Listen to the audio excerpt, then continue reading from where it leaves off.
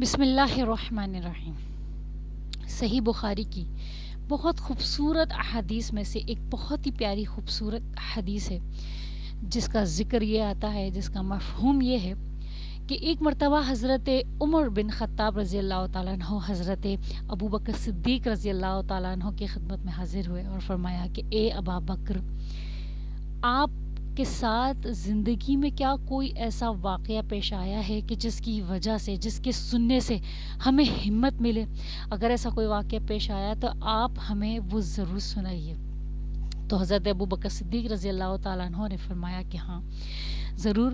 ایک مرتبہ میں رسول اللہ صلی اللہ علیہ وآلہ وسلم کے ساتھ سفر میں تھا کہ کفار مکہ ہمارے پیچھے لگ گئے تھے، ہماری تاک میں لگے ہوئے تھے اور ہم لوگ ایک غار میں چھپ گئے۔ تو میں نے رسول اللہ صلی اللہ علیہ وآلہ وسلم سے فرمایا کہ اے اللہ کے رسول صلی اللہ علیہ وآلہ وسلم، اگر انہوں نے ہمیں دیکھ لیا اور پکڑ لیا تو؟ رسول اللہ صلی اللہ علیہ وآلہ وسلم نے فرمایا، کیا تمہیں اللہ پر یقین نہیں ہے کہ وہ ہم دونوں کا مددگار ثابت ہو؟ تو یہ سنتے ہی حضرت ابوبکر صدیق رضی اللہ تعالیٰ عنہ نے فرمایا کہ ہاں مجھے اللہ پہ یقین ہے، اور آنکھوں سے آنسو جاری ہو گئے۔ تو اس واقعے سے ہم کو یہ سیکھنے کو ملتا ہے کہ اللہ رب العزت پورے لشکر کا بھی مددگار ثابت ہو سکتا ہے، مدد کرنے پر قادر ہے، اور اللہ تعالیٰ صرف ایک دو انسان کا بھی مدد کرنے پر قادر ہے۔ جب ہم اللہ کی راہ میں نکلتے ہیں تو ہمارے لیے مشکلات، پریشانیاں اور تکلیفیں، بیماریاں، یہ سب ہمارے ساتھ آتی ہیں، لگتی ہیں۔ اس کا ہرگز مطلب یہ نہیں ہے کہ اگر ہم نے گناہوں کے دلدل سے نکل کے دین کا رستہ اپنایا تو یہ بہت مشکل ہو گیا ہے، یہ بہت پریشانی والا معاملہ ہو گیا، اور ایسا ہوتا ہے۔ ہمیں شیطان بہکاتا ہے، وسوسوں میں ڈالتا ہے، پریشان کرتا ہے۔ جب ہم اللہ کی راہ میں نکل جاتے ہیں، دیکھو اللہ کی راہ میں نکلنے کا صرف ایک واحد مقصد یہ نہیں ہے کہ آپ نے اپنا سفر رکھتے سفر باندھ لیا اور آپ نکل گئے سفر میں تبلیغ کرنے کے لیے، صرف ایک یہی مقصد نہیں ہوتا ہے۔ اللہ کا راہ میں نکلنے کا مطلب کیا ہے؟ گناہوں کی دلدل کو چھوڑ کر، اس سے نکل کر باہر آنا، اللہ کے نام کو بلند کرنا، اللہ کے حکم کو ماننا۔ اللہ کا حکم کیا ہے؟ نماز پڑھنا سب سے پہلے، جو کہ فرض ہے۔ سب سے پہلے جس کا سوال کیا جائے گا وہ نماز ہے، جس کی تاکید کی گئی ہے وہ نماز ہے۔ تو جب ہم نماز شروع کریں گے تو آپ یقین جانیں شیطان اتنی وسوسے ڈالے گا، اتنے رخنے ڈالے گا، اتنا پریشان کرے گا، تکلیف اور وقت کا ضیاع کرے گا کہ آپ کو نماز پڑھنے ہوگا کہ یار میں نماز نکل گئی، یہ نماز نکل گئی، یہ نماز۔ آپ کو نماز چھوڑنی نہیں ہے، آپ کو ان تکلیف اور پریشانیوں کے، مصیبتوں اور بیماریوں کے ساتھ نماز کی پابندی کرنی ہے۔ اور تبلیغ اللہ کی راہ میں تبلیغ، آپ باہر نکل کے، کہ آپ کے پاس دیکھو ذرائع نہیں ہے کہ آپ باہر نکل کے تبلیغ کر سکو، کہ آپ سفر پہ جا کر دور دراز تبلیغ کر سکو، اللہ کے نام کو بلند کر سکو، اللہ کے حکم کو، رسول اللہ صلی اللہ علیہ وآلہ وسلم کے احکامات کو آگے پہنچا سکو، تو آپ نے سب سے پہلے شروعات کرنی ہے اپنے گھر سے۔ کس سے کرنی ہے؟ اپنے گھر سے۔ حدیث میں آتا ہے نا کہ عمل بالمعروف کرتے رہو اور نہی عن المنکر کرتے رہو، یعنی کہ اچھے کاموں کی دعوت اور برے کاموں سے روکتے رہو۔ تو یہ سب سے پہلے شروعات کرنی ہے ہمیں اپنے گھر سے، اپنے بہن بھائیوں سے، اپنے ماں باپ سے، اپنے بچوں سے، اپنے رشتہ داروں سے۔ سب سے پہلے ہم نے تبلیغ شروع یہی سے کرنی ہے۔ جب ہم سیڑھی پر سیڑھی چڑھتے رہیں گے نا، اسٹیپ بائی اسٹیپ چڑھتے رہیں گے، تو یقین جانے اللہ تعالیٰ آپ کا یقیناً مددگار ثابت ہوگا پہلی سیڑھی سے ہی، لیکن آپ کو وہ آگے جا کے پتہ چلے گا۔ شروع میں تو آپ کو لگے گا کہ یار میرے ساتھ ہی پرابلمز آ رہی ہیں، میرے ساتھ ہی پریشانی آ رہی ہے، میرے ساتھ ہی تکلیفیں آ رہی ہیں، مجھ سے نہیں ہو پا رہا۔ آپ نے گیو اپ نہیں کرنا ہے، آپ نے اللہ کے حکم کو رد نہیں کرنا ہے، آپ نے اللہ کے حکم کو مان کر اس پر عمل کرنا ہے۔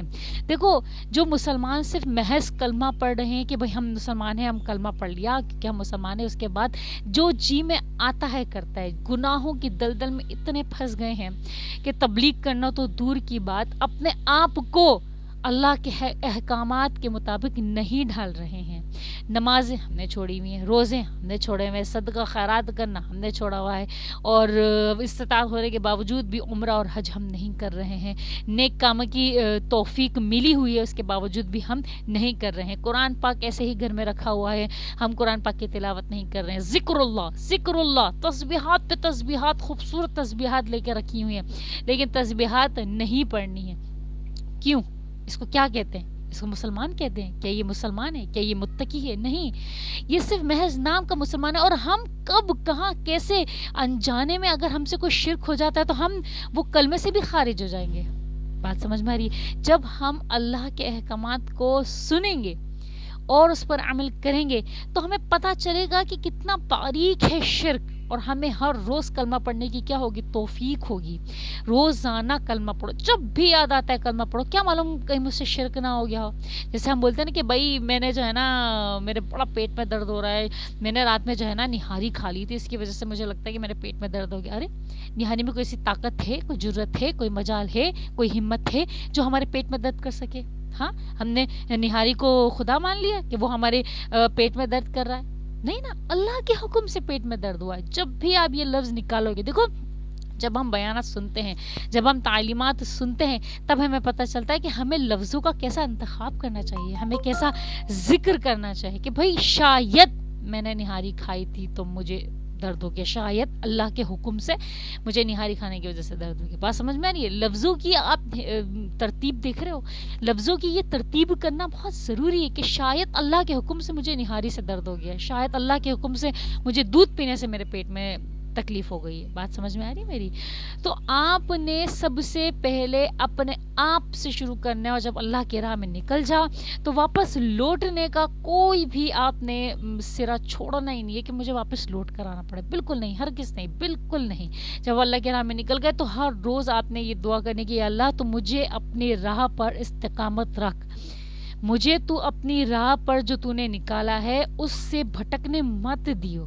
اللہ کی راہ میں نکل کے تو دیکھو, نماز کی شروعات کر کے تو دیکھو, اپنے گھر سے تبلیغ کر کے تو دیکھو, اپنے گھر میں تعلیم کی شروعات کر کے تو دیکھو, اپنے گھر میں حدیثیں پڑھ کر تو دیکھو. جو دل کو سکون اور راحت اور خوشی میسر آئے گی وہ دنیا میں کسی بھی سر سے, کسی بھی گانے سے, کسی بھی لیکچر سے آپ کو نہیں آ سکتی. بات سمجھ میں آ رہی؟ خود سے نماز پڑھو, خود سے قرآن کھولو.